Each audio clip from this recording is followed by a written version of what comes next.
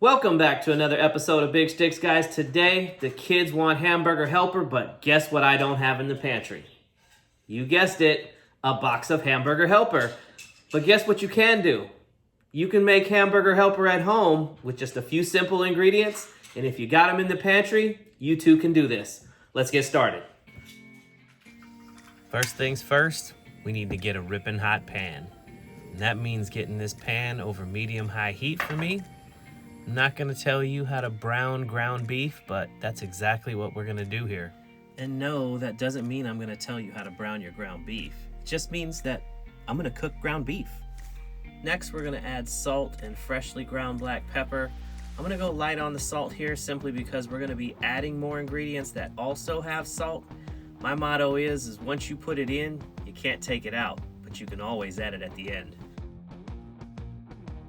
Time to bring even more flavor to the party. I have a half teaspoon of granulated onion and a half teaspoon of granulated garlic.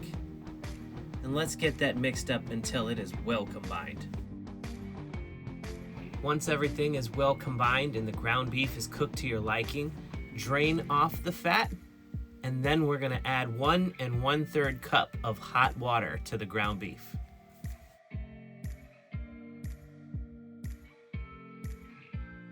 Now that we've got the water in there, it's time to add the flavoring. Here I use Better Than Bouillon beef base. 1 tablespoon plus 1 teaspoon does the trick for me. Feel free to use more or less depending on your tastes. 3/4 of a cup of milk. Now we're gonna add 1 1/2 cups of elbow macaroni.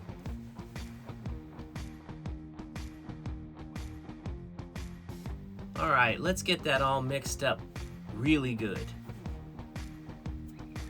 Next thing I like to do is add about a half teaspoon to a teaspoon of Worcestershire sauce. I think it brings a nice little twang to the party, but feel free to omit it.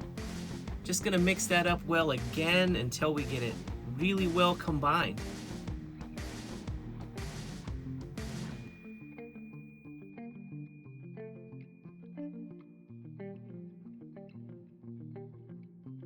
Once that mix has reached a boil, it's time to turn that flame down to low, and we're gonna throw a cover on it for about 8 minutes. Now I know this doesn't look good, but give it a stir. Things are gonna change. All that's happened is the fat has separated from the milk. So no need to panic, just mix it up well.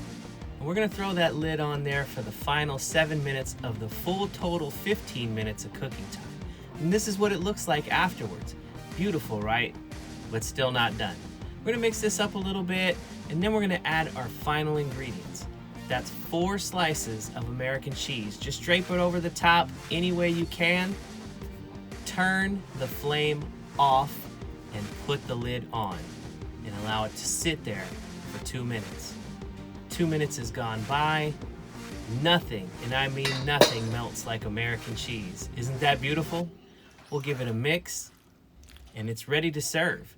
You can allow it to sit longer. Now, the longer it sits, the thicker it's gonna get. It's entirely up to you.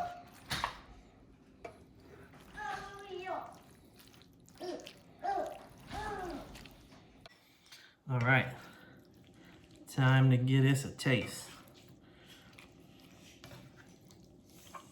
I mean, I've been making this for years. I know what it tastes like, but nonetheless, still always interesting to see just how close it comes to the real thing. And this is still a little hot, but that's what it looked like.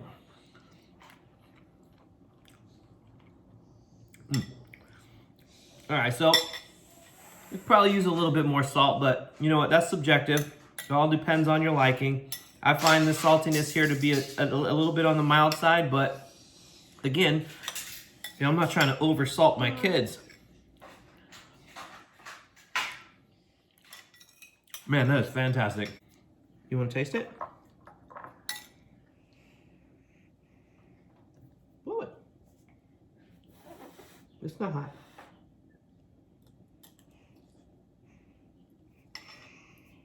Well, no review? Was it good? I can't hear you. Good. The monster. So quick. Must be good.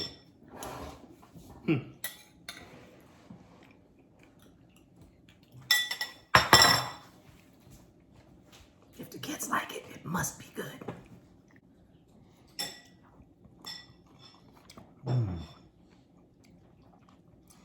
So simple to make, but so good. And I think it tastes better than Hamburger Helper, to be honest. 2 thumbs up. 6 sticks up.